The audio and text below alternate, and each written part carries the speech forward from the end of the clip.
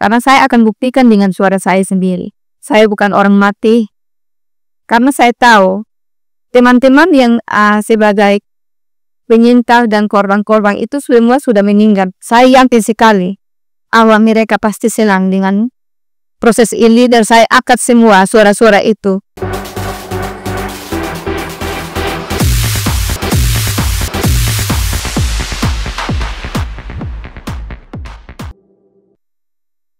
Hari ini kita sedang berkumpul di sini.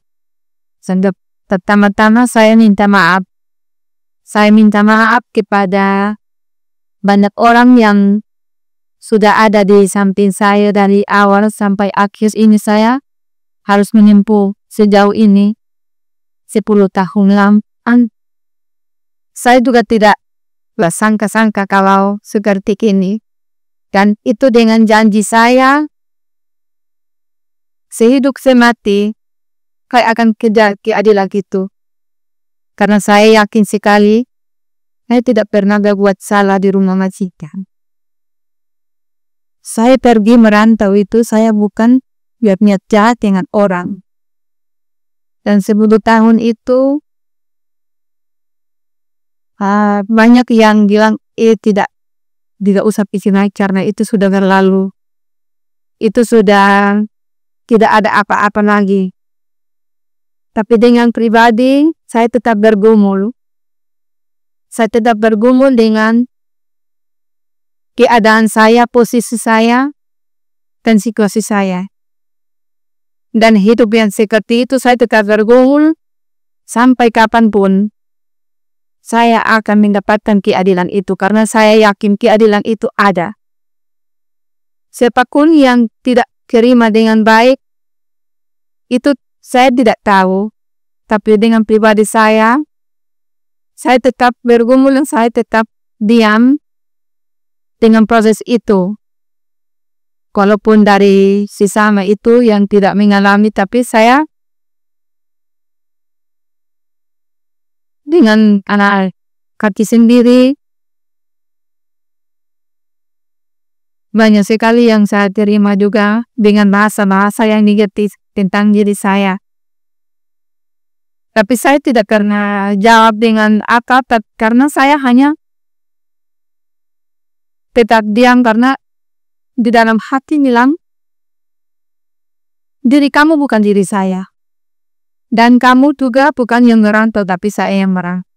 Dan saya tahu, selain kamu, selain saya tidak ada yang tahu pengalaman itu. Kecuali saya. Dan di saat yang kejadian itu, tidak ada saksi mata di situ.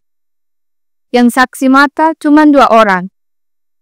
Saya menjadi korban dan saksi itu yang menjadi pelaku. Majikan saya. Dan yang ketiga itu CCTV. Tapi CCTV itu sudah tidak ada lagi. Itu yang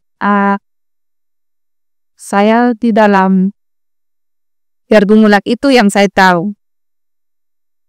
Dalam peristiwa itu tidak ada saksi mata untuk di samping saya menjadi saksi bahwa itu adalah perbuatan-perbuatan yang tidak kaping. Saya yang tahu sendiri dan majikan itu yang tahu. Kami cuma 2 orang, tidak ada lain lagi. Maka itu semua itu yang bilang tidak ada bukti segala macam yang tidak hadirkan di situ. Waktu sidang pertama di Malaysia itu, waktu 2015 itu yang sidang pertama yang saya belum dipulangkan, itu bukti-bukti yang ada di dalam pengadilan itu. Dan itu juga masih kurang satu, itu adalah tang yang kurang. Tapi dengan bukti itu dia bilang di saat saya pergi ke rumah sakit, polisi bawa saya ke rumah sakit, dan besok pagi polisi bawa saya lagi ke rumah untuk TKP, dan saya masuk itu Saya selalu simpan itu tang di depan pintu dan saya langsung lihat itu tang tidak ada. Saya tanya, "Sister, itu yang tang di sini di mana?" Dia jawab saya, "Mana aku tahu." Tapi tang itu 24 jam selama 8 bulan itu ada di situ. Tapi setelah saya ke rumah sakit, tang itu langsung bilang. Maka itu sampai persidangan yang pertama di Malaysia itu, pengacara dari majikan saya itu dia juga protes. Kalau saya itu berbohong dengan alat bukti itu. Maka itu saya juga masuk kembali, saya tidak setuju dengan kata-kata itu. Karena itu tang itu ada, tapi hilang. Dan saya tetap berkata, tang itu tetap ada. Tapi setelah saya kembali dari rumah sakit, tang itu langsung hilang. Dan teman dari majikan saya itu nama Sarina. Saya bilang, "Sister, tang yang di sini ada di mana?" Dia jawab saya, "Mana aku tahu." Saya sudah diam karena ada polisi yang ada di dalam rumah dan dia suruh saya kasih tunjuk tempat-tempat yang saya biasa ada di situ dengan majikan, tempat-tempat saya. Tapi di dalam persidangan itu saya juga diterjemahkan dengan bahasa Melayu saat itu. Dan sampai kemarin yang persidangan kemarin itu yang tanggal 30, saya dengan Mama PDKM pergi ke sana dan itu persidangan itu tidak ada bukti-bukti yang di situ. Tapi saya tidak menyesal. Saya tidak menyesal dengan bukti itu karena saya akan buktikan dengan suara saya sendiri. Saya bukan orang mati karena saya tahu teman-teman yang sebagai penyintas dan korban-korban itu semua sudah meninggal, banyak yang sudah meninggal. Saya yakin sekali awal mereka pasti senang dengan proses ini dan saya angkat semua suara-suara itu. Mereka juga gembira. Dan saya dengan itu saya kuat. Dengan semua itu saya yakin sekali. Biarpun itu bukti-bukti yang hilang, tapi suara saya masih tetap ada untuk saya bisa bicara.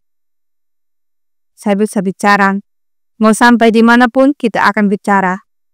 Kecuali bicara dengan orang yang mewakili saya. Tapi saya sendiri akan buktikan. Buktikan sendiri dengan buat suara saya. Dan itu dari kemarin yang kami pergi dan kami mengikuti persidangan itu, saya dari awal-awal yang bilang Mama, kawan-kawan itu bilang, "Mama, apa perasaan kalau mau ke Malaysia lagi?" Saya bilang, itu saya senang. Saya senang sekali untuk pergi lagi karena selama 10 tahun saya bingung. Saya bingung mau pergi ke sana lagi lewat mana dan juga mau curhat ke siapa. Dan itu juga saya harus bagaimana cara untuk saya bisa pergi ke sana. Tapi saya selalu rindu. Saya selalu rindu untuk tanya kasus saya itu sudah sampai di mana selama 10 tahun. Saya tidak pernah takut kalau bilang mau bertemu dengan majikan karena dia itu orang jahat. Tidak takut. Apalagi sekarang ini sudah banyak orang di samping saya, di depan, di belakang, kiri kanan, saya tidak pernah takut. Karena waktu saat yang saya masih di rumah majikan, saya tidak pernah mati. Tidak pernah mati. Terus kenapa yang sudah ada di banyak orang yang begini, yang selalu ada di samping saya, buat apa saya harus takut lagi?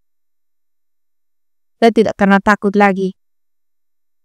Dan itu juga saya bersyukur dengan kemarin yang saya dipanggil lagi untuk pergi ke Malaysia. Dan itu dari pertama itu yang dari BBC yang bawa saya ke sana itu juga saya sudah merasa lega karena saya sudah kembali lagi. Akhirnya saya sudah kembali lagi untuk lihat kembali tempat yang saya kerja dan juga saya tanya lagi. Dan juga masih berjalan dengan waktu lagi. Saya masih menunggu lagi.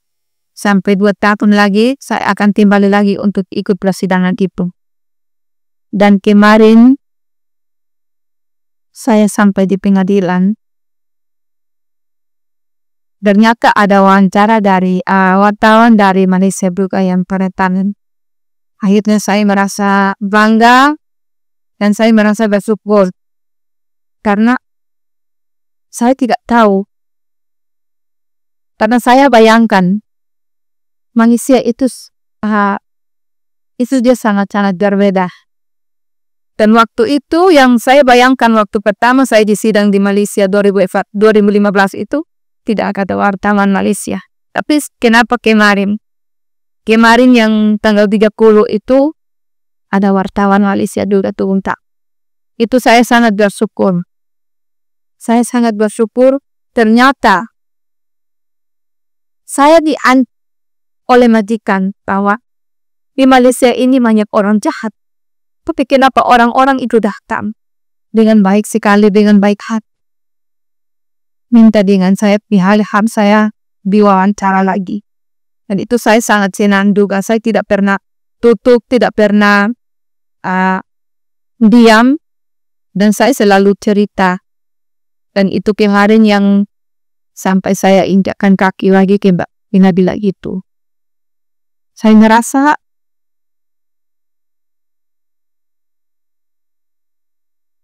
merasa sangat bersyukur. Dan itu dengan hati saya.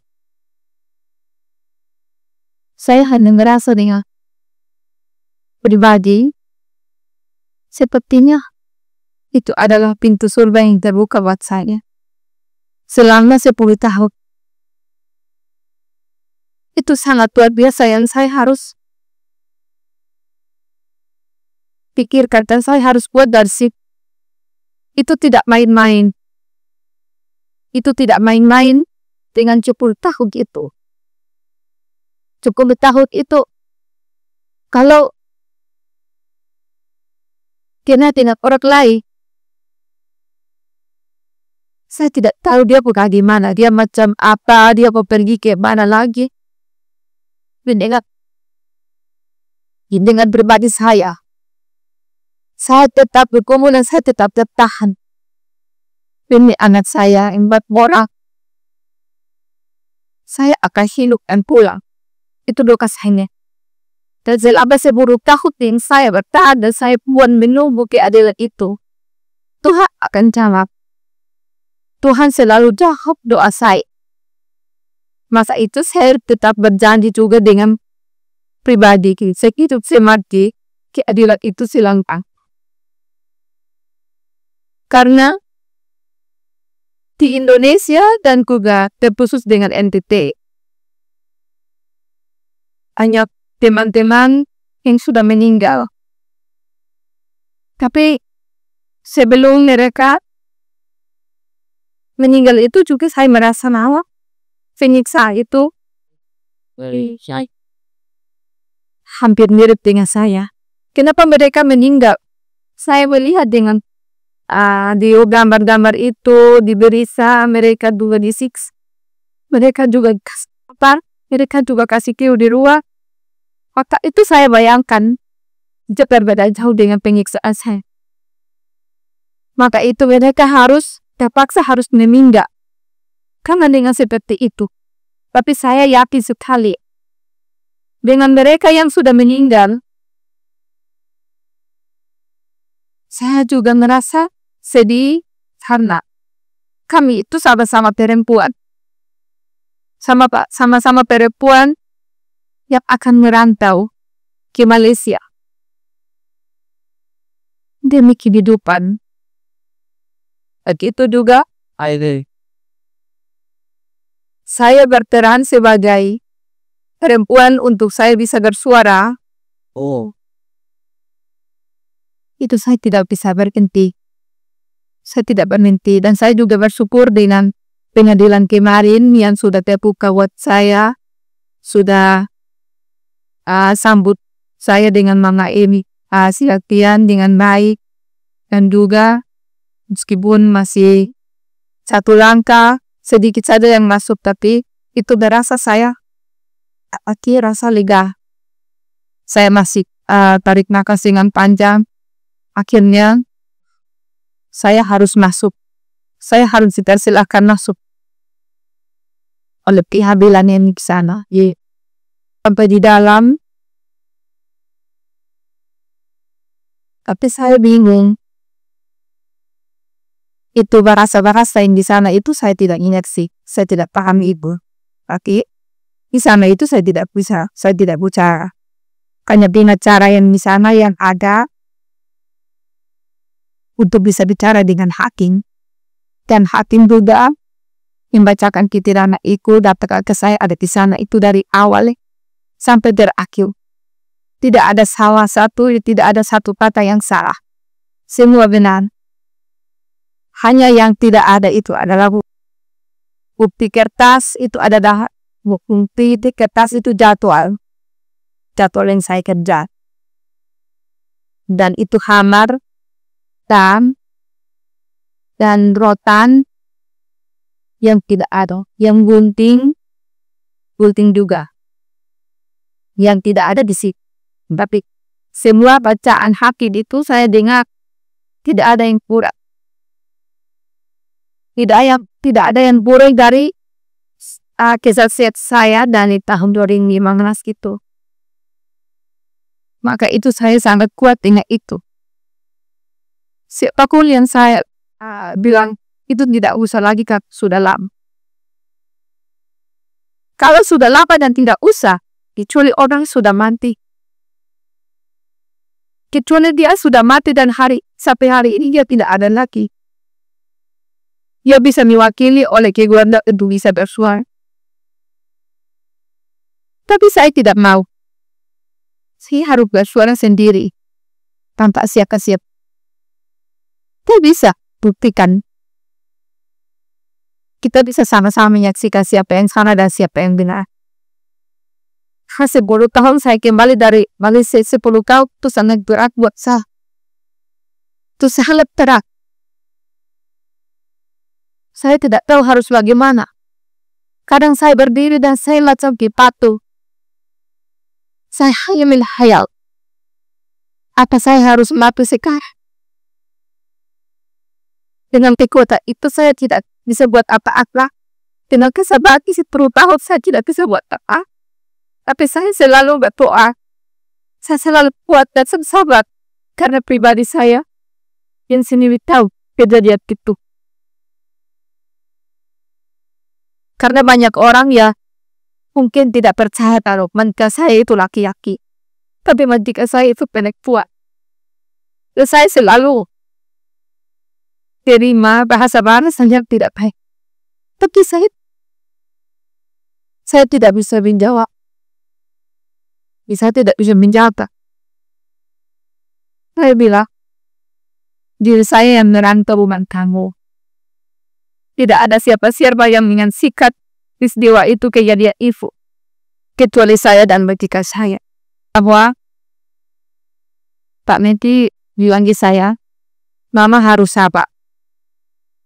Dan kami juga masih nggak bisa kah?